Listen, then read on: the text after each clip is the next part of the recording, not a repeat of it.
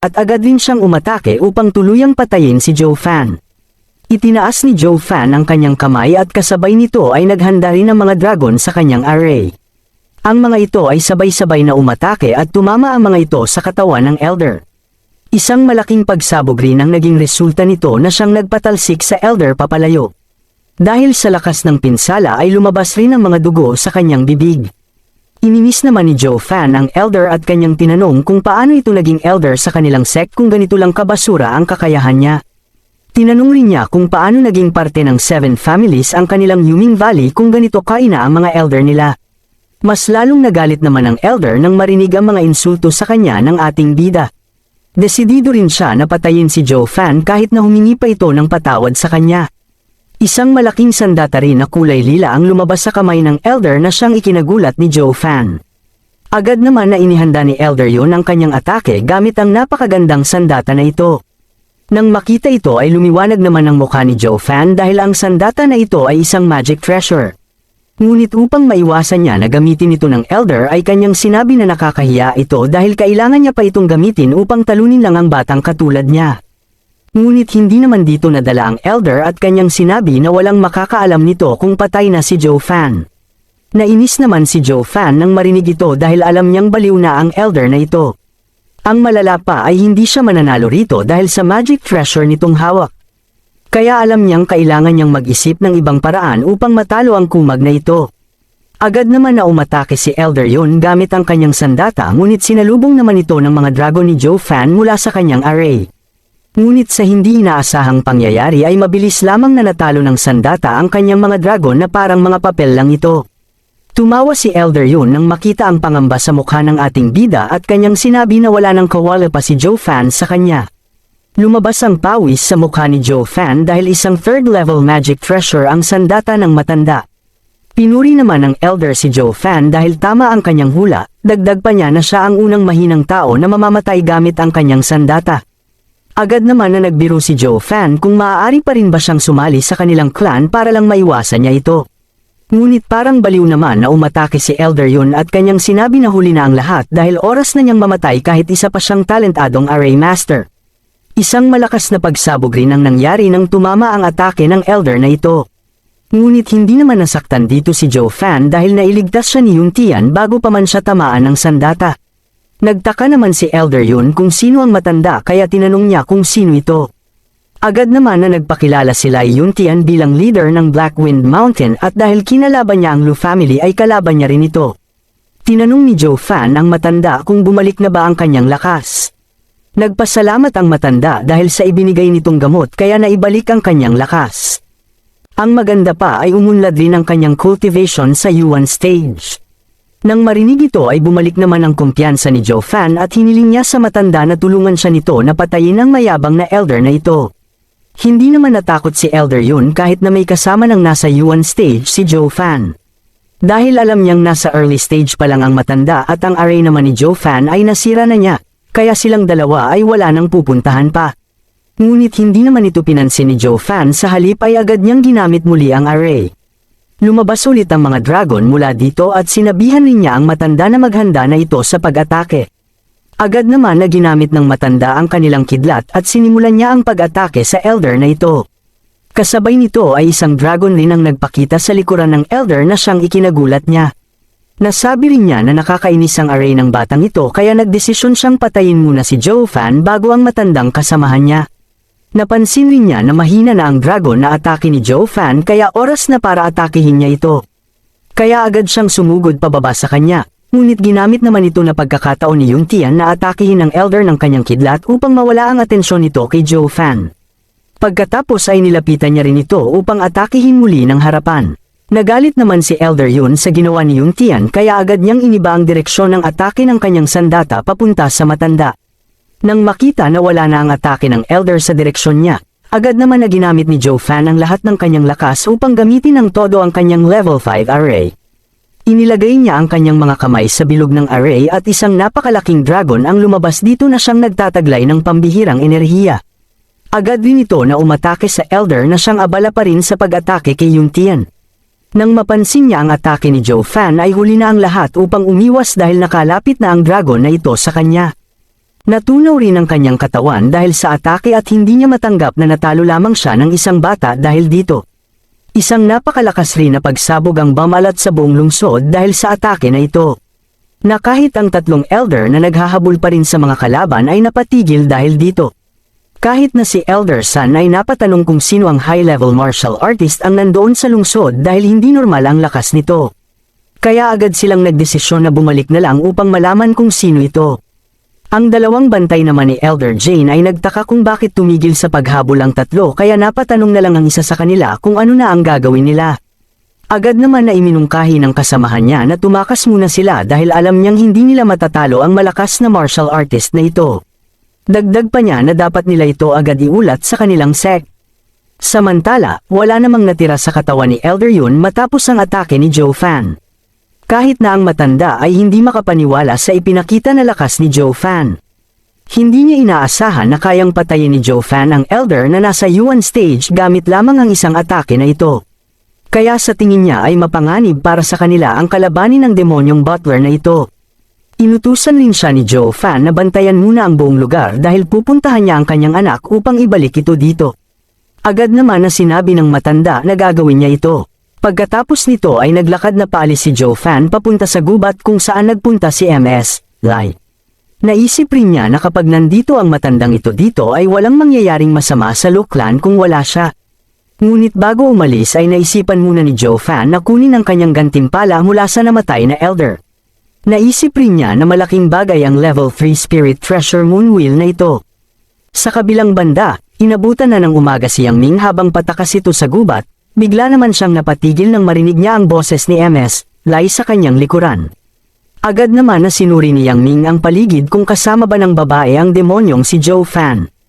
Kaya nang mapagtanto niyang wala itong kasama ay napatawa na lang siya dahil nais siyang patayin ng babae na ito ng mag-isa. Sinabi naman ni MS, Lai na ngayon siya ang papatay sa kanya dahil isa siyang taksil. Tumawa naman ng malakas si Yang Ming at kanyang sinabi na hindi siya taksil dahil sa simula pa lang ay hindi siya parte ng kanilang clan. Dagdag pa niya na wala ring lakas ang babae na ito upang patayin siya. Ngunit desidido naman si MS, Lai na patayin siya. Tinanong rin niya ito kung minahal nga ba siya talaga nito. Parang baliw na sinabi naman ni Yang Ming na siya ay isang henyo na disciple ng Yuming Valley kaya kahit kailanman ay hindi siya naging interesado sa kanya. Naiyak naman si MS, Lai nang marinig ang mga salita na ito. Kaya agad niyang ginamit ang kanyang kidlat upang patayin si Yang Ming. Mabilis naman na naiwasan ni Yang Ming ang kanyang atake at kasabay nito ay binalak niya ring atakihin si MS. Lai, ngunit agad naman na lumabas ang demonic baby ni Joe Fan at inatake nito si Yang Ming. Kaya siya ay napabangga sa malaking puno habang nagsusuka ito ng dugo. Nagulat naman dito si MS, Lai dahil mukhang ang demonic baby lang ni Joe Fan ang nandito.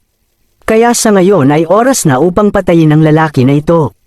Nagmakaawa naman si Yang Ming na huwag siyang patayin ito ngunit nagpatuloy lamang sa paglalakad si MS, Lai papunta sa kanya. Itinaas ni MS, Lai ang kanyang kamay na may kidlat at kanyang sinabi na oras na niyang mamatay. Isang malakas na atake naman ang biglang tumama sa harapan ni MS, Lai kaya hindi niya naituloy ang pag-atake kay Yang Ming. Pagkatapos nito ay lumabas si Elder Jane at kanyang tinanong kung kamusta na ang kanyang misyon. Ngunit parang naging takot na bata naman si Yang Ming at hindi ito nakasagot. Kaya inutusan na lang siya ni Elder Jane na umalis na. Bago umalis ay naisipan muna ni Elder Jane na patayin ang babae na ito upang walang ebidensya silang maiwan. Ngunit bago pa tumama ang kanyang atake ay isang malakas na atake naman ang nagpa-atras sa kanya papalayo sa babae. Tumawa naman si Joe Fan at kanyang tinanong si Elder Jane kung hanggang bata lang ba ang kanyang kayang labanan. Nagulat naman si Elder Jane nang mapagtanto niya na ang lalaki palang ito ay si Joe Fan. Tinanong rin niya ito kung bakit hawak niya ang moonwheel ni Elder yon. Ngunit hindi naman ito sinagot ng diretsyo ni Joe Fan at kanyang sinabi na ano sa tingin niya. Hindi naman makapaniwala si Elder Jane dahil mukhang natalo ng batang ito si Elder Yun. Kaya naisip niya na kahit anong mangyari ay kailangan niyang mabawi ang moonwheel nitong sandata dahil hindi ito maaaring mapasa kamay ng mga outsider. Gamit ang telepathy ay inutusan naman ni Joe Fan si MS, Lai na atakihin niya mamaya sa puso ang Elder gamit ang kanyang thunderclap. Naisip naman ni MS, Lai na nais siyang gawing sakripisyo ni Joe Fan upang mapatay ang Elder na ito. Ngunit dahil ito ang nagligtas sa kanya at sa kanyang ama ay wala na siyang magagawa kung hindi sundin ito. Pagkatapos nito ay nagbigay naman ng hudyat si Joe Fan upang umatake na silang dalawa. Nagulat naman si Elder Jane dito dahil hindi niya inakala na unang aatake ang dalawa na ito. Ngunit ngayon ay hindi niya kailangang alahanan ng babae dahil ang Moonwheel lamang ang may kayang sugatan siya. Kaya hindi man siya gumalaw nang makalapit na ang babae sa kanya. Nang makalapit si Joe Fan sa harapan niya ay agad niyang hinawakan ang kamay nito. Sinabi rin niya na ang mga plano nito ay hindi uobra sa kanya dahil hindi siya tanga. Ngunit nakangiting sinabi naman ni Joe Fan na nauto niya pa rin siya. Agad niya rin na ginamit ang kanyang demonic baby upang hindi makagalaw ang elder at mapahina nito ang kanyang katawan. Dahil dito napasigaw na lang sa takot ang elder, napagtanto rin niya na si Joe Fan rin pala ang umatake sa kanya kanina kaya hindi siya nakagalaw nang atakihin siya ni Elder San. Muli namang sinabi ni Joe Fan na nauto na naman niya muli si Elder Jane. Agad na umiwas si Joe Fan at sa likuran niya ay ang kamay ni MS, Lai na pinalibutan ng kidlat. Matagumpay rin itong tumama sa puso ng matanda nang walang kahirap-hirap. Nagpahayag si Joe Fan na ito ang napapala niya dahil sa pagiging mayabang. Dagdag pa niya na dahil sa sugat niya kanina pa ay hamina na ang kanyang katawan kaya madali lamang siyang nasugatan ni MS, Lai. Nang marinig ito ay napuno ng pagkainis si Elder Jane dahil talagang demonyo ang batang ito. Bumagsak rin ang kanyang katawan at tuluyan na siyang nawala ng buhay. Napasandal naman si Joe Fan sa puno dahil sa pagod at naisip rin niya na mukhang maraming gantimpala ang kanyang makukuha sa matandang ito. Kaya agad niyang tinawag si MS, Lai at inutusan niya ito na kunin ang lahat ng pagmamayari ni Elder Jane. Matapos ang ilang sandali ay mabilis lang na nagawa ito ni MS, Lai kaya kahit na si Joe Fan ay namangha dito. Ngunit napansin niya na parang kakaiba na ang kilos ng babaeng ito. Ngunit sa ngayon ay wala siyang oras upang isipin ito kaya agad niya rin na inilabas ang singsing ni Elder Jane. Nakita niya rin ang dalawang low-level martial arts na pagmamayari ng Sun Family at ng Blackwind Mountain. Sa ngayon ay hindi niya pa alam kung bakit nais makuha ng Yuming Valley ang mga ito kaya itatago niya muna ito. Ibinigay niya rin ang natitirang mga kayamanan kay MS, Lai bilang kabayaran sa tulong niya. Dagdag pa niya na siya ang dahilan kung bakit nila natalo ang Elder kaya dapat ay makinabang rin siya sa mga pagmamayari nito. Ang sunod naman na tiningnan ni Joe Fan ay ang isang maliit na bag kung saan nakalagay ang Demon Crow ni Elder Jane. Kaya kung magagamit niya ang bagay na ito ay makakatulong ito sa kanya at kasabay nito ay maaari niya ring makuha ang purple eye nito. Ngunit bigla namang napigil si Joe Fan dahil gustong ibalik ni MS, Lai ang binigay niyang kayamanan. Ngunit sinabi niya muli na basura lamang ito para sa kanya, kaya kung hindi niya ito tatanggapin ay itatapon niya na lang ito. Agad naman na kinuha ulit ni MS, Lai ang singsing at sinabi niyang hindi bagay maging butler si Joe Fan ng kanilang clan dahil dito. Hindi naman ito pinansin ni Joe Fan sa halip ay ipinasok na niya ang lahat ng mga kayamanan na nakuha niya dahil babalik na sila sa Chenlong Pavilion. Naisip rin niya na matapos ang matinding laban kagabi ay tiyak na maraming magiging tanong sa kanya ang tatlong elder na ito na maaari niyang magamit. Ngunit napansin rin niya na nakatakas si Yang Ming kaya seryoso niyang sinabi na sa susunod nilang pagkikita ay papatayin niya na ito. Kaya nang dumating ang kanilang mga tauhan, agad na tinanong ni Elder Sun kung sino ang martial artist na nandito kagabi. Ibinalita naman ni Long Nui na tama ang hinala ng elder dahil nang hinabol nila ang tatlong elder ng Yuming Valley, agad na umatake ang mga assassin sa kanilang lugar. Masayang ibinalita niya na napatay nila ang mga ito at walang nakaligtas na kalaban. Natuwa naman si Elder Jiu dahil ang kanyang mga pamangkin ay talagang umunlad sa mga labanan. Sinabi rin ni Elder Wu na kung babalik man si Elder Sun sa kanilang main house, dapat niyang ipaalam sa kanilang patriarch ang magandang ipinakita ng dalawa.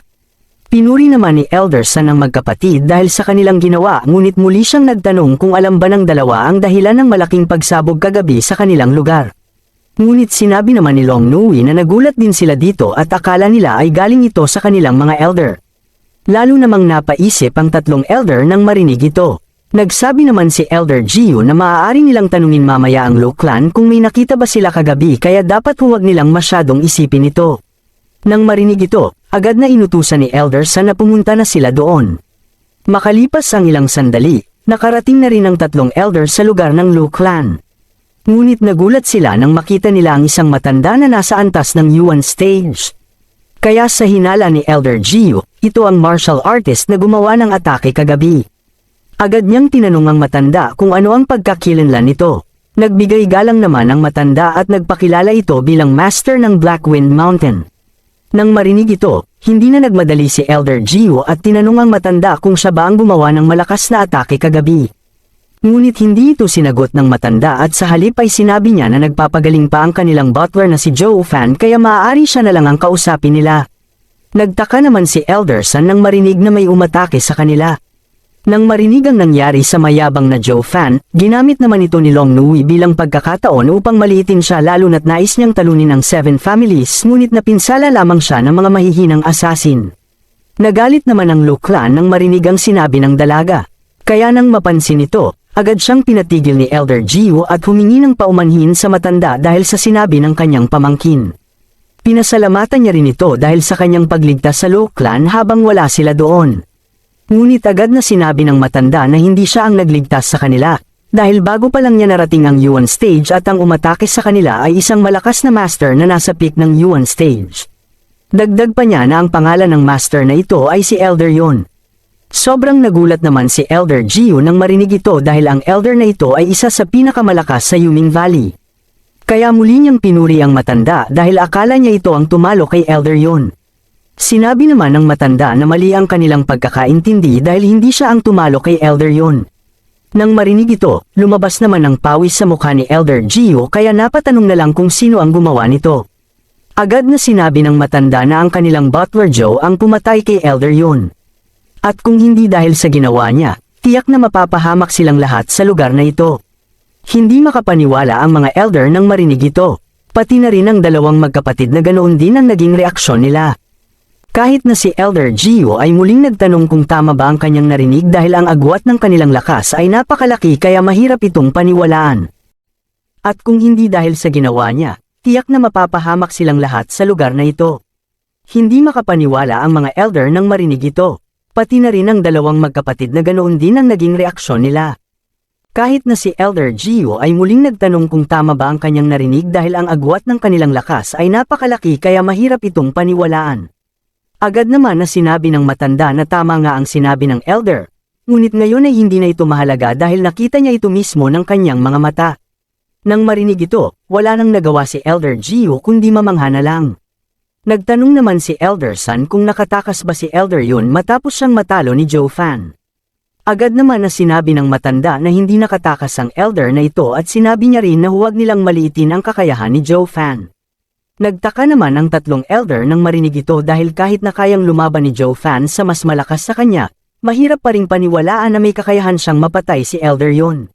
Ngunit seryosong sinabi naman ng matanda na wala nang oras na makatakas pa ang elder dahil napatay siya ni Joe Fan hanggang sa wala nang natira sa katawan niya. Ang maganda lang dito ay kaunting inner force lang ang nawala kay Butler Joe.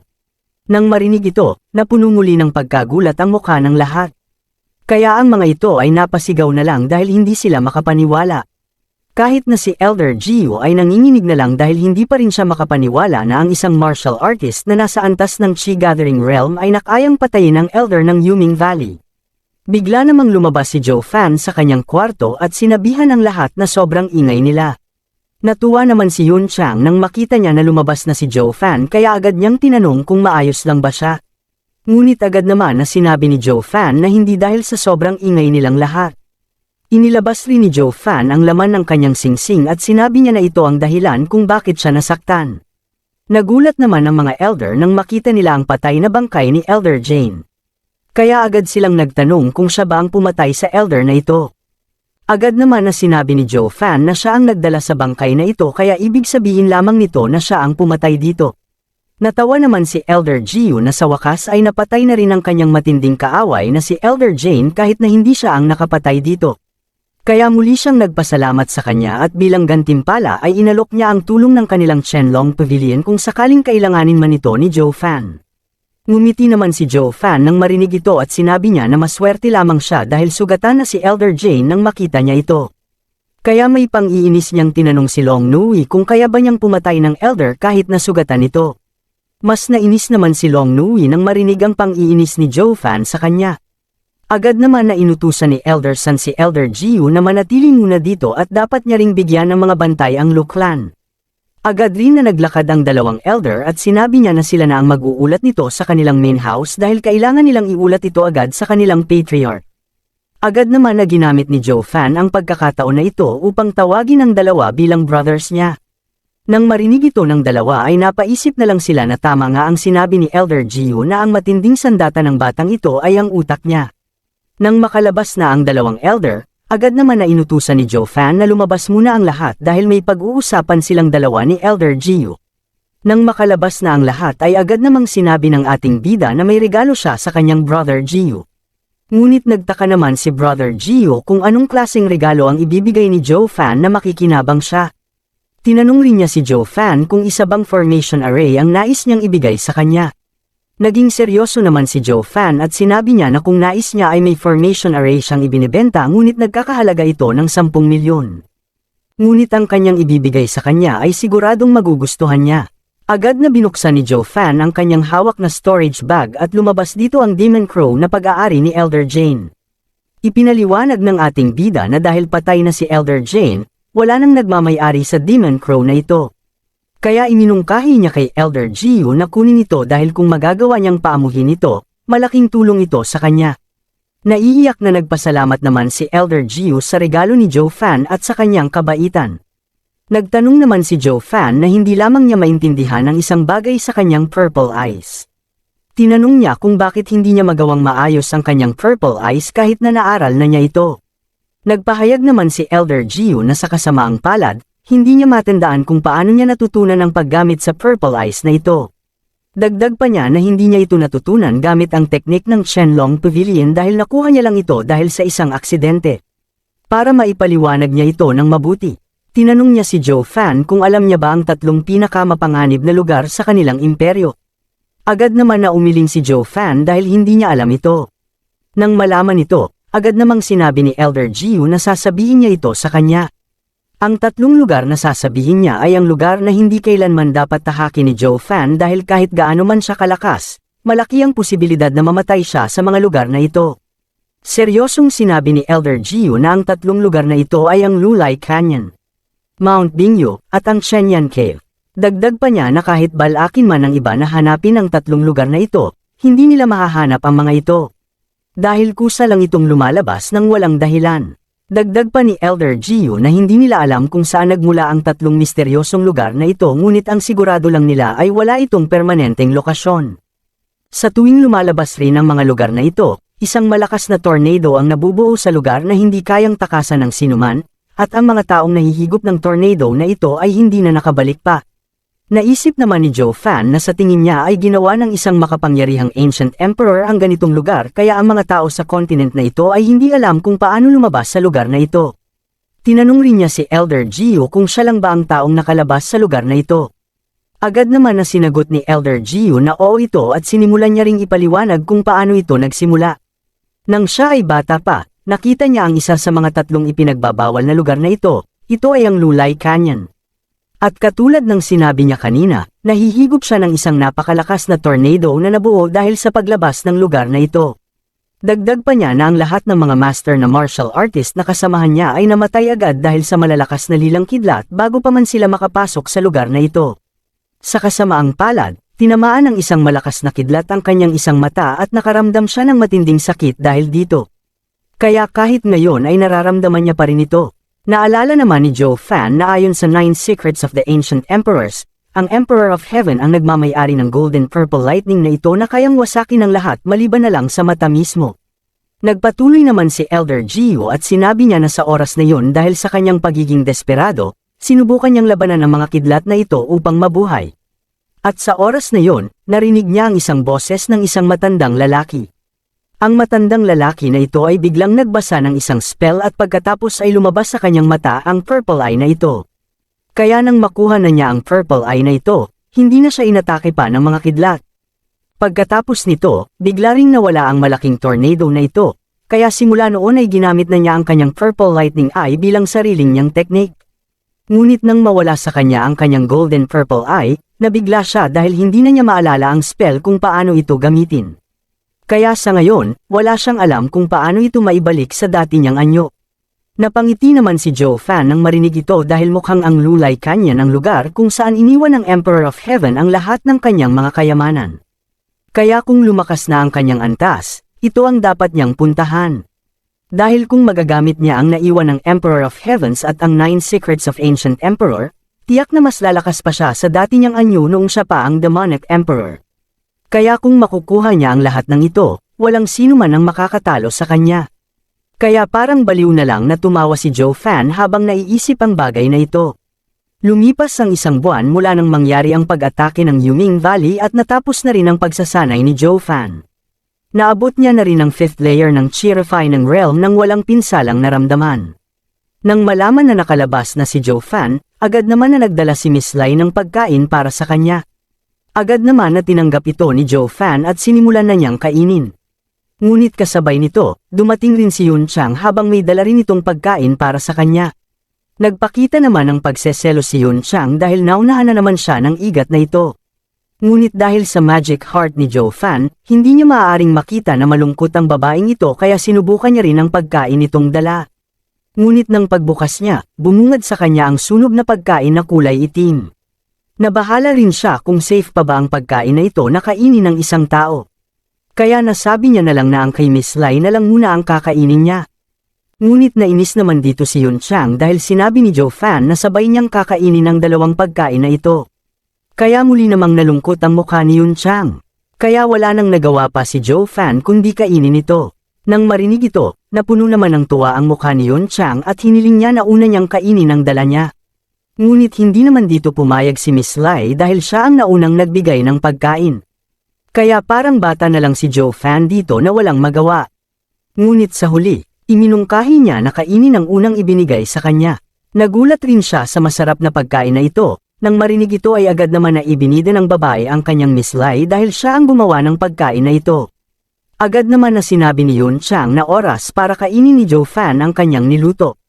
Ngunit nag-alangan naman si Joe Fan dahil sa sunog na hitsura nito, kaya nang makain niya ito ay nagsuka na lang siya dahil sa pangit nitong lasa. Kaya nagdesisyon na lang siya na kainin muna ang ibinigay sa kanya ni Miss Lai. Dumating naman si Yun Chai sa loob ng kwarto dahil sa mabangong amoy ng pagkain. Kaya nang hingi siya kay Joe Fan dahil nais niya ring matikman ito, ngunit agad naman siyang pinigilan ni Joe Fan at inutos niya na kainin na lang niya ang ginawa ng kanyang kapatid. Ngunit agad naman na sinabi ni Yun Chai na hindi marunong magluto ang kanyang kapatid kaya hindi niya ito kakainin. Nang marinig ito, mas lalong nainis naman si Yun Chang kaya umalis na lang siya habang umiiyak ito.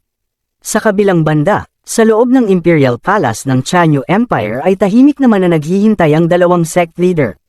Ang isa dito ay ang master ng Qianlong Pavilion na si Sua Long Yifi, habang ang isa naman ay ang master ng Yuming Valley na si Yuan Shan. Ang nasa itaas naman ng entablado ay ang emperor mismo ng Chanyu Empire na isang matandang lalaki. Agad din silang nagpakita ng paggalang nang makita nila ang emperador. Agad naman na nagtanong ang emperador kung bakit nais niyang makausap ng dalawang ito ng sabay. Agad naman na iniulat ni Yuan Shan ang nangyari isang buwan na ang nakalipas kung saan pinatay ng Qianlong Pavilion ang dalawa nilang elder. Kaya dahil sa pagwasak nito sa kanilang kasunduan, nais niyang patawan ng parusa ng emperador ang Qianlong Pavilion. Ngunit agad naman na sinabi ni Yefi na ang kanyang mga elder ang umatake sa kanilang teritoryo kaya napilitan lamang silang umaksyon ng ganito. Dagdag pa niya na sila ang dapat patawan ng parusa dahil sila ang unang lumabag sa kasunduan. Galit na sinabi naman ni Wang Shan na namatay ang kanyang disciple sa Feng City kaya ipinadala niya ang dalawang elder upang mag-imbestiga. Kaya sa tingin niya ay plano na ito ng Qianlong Pavilion upang maghiganti sa kanilang Yuming Valley.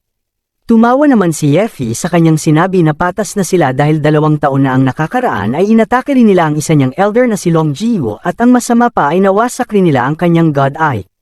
Kaya sinabihan niya ang emperor na walang parusa dapat ang ibibigay sa kanila. Bigla namang tumayo ang emperador at kanyang sinabi na silang dalawa ay parehong mali. Kaya simula ngayon, ang Feng City ay hindi na mapapasailalim sa teritoryo ng Qianlong Pavilion.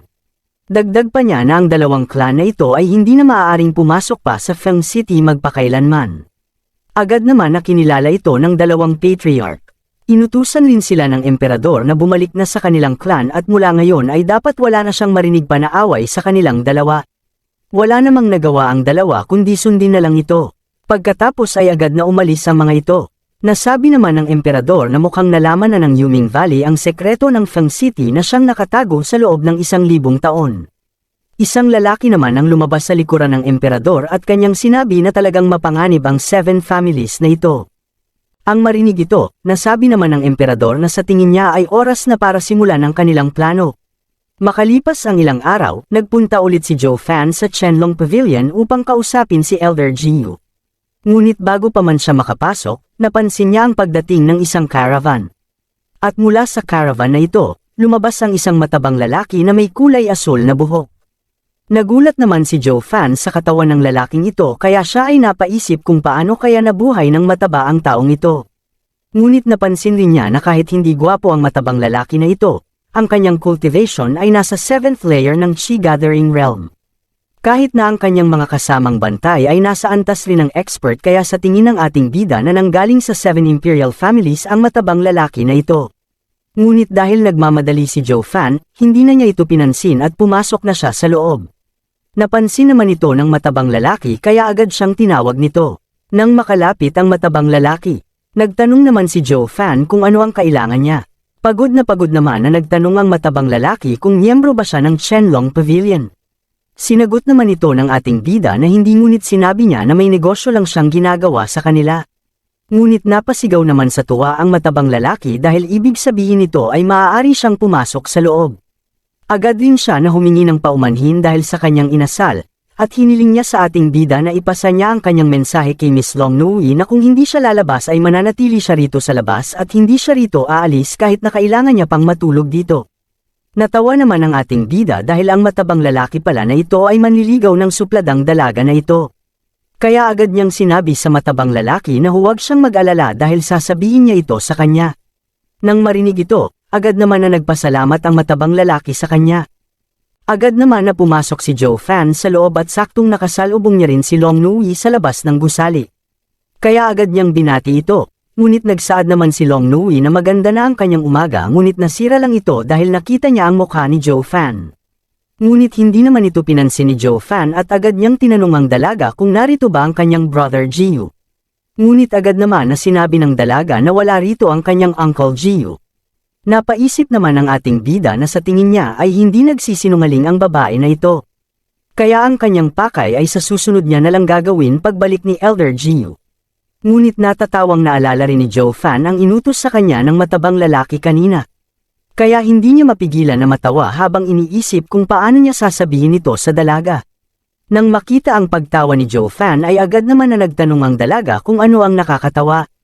Nakangiting sinabi naman ni Zhou Fan na may mayamang lalaki ang naghahanap sa kanya sa labas at sinabi rin niya na kung hindi siya lalabas ay hindi rin ito aalis doon. Agad rin na ininis ni Zhou Fan ang dalaga habang tinanong niya kung sino ang manliligaw na ito.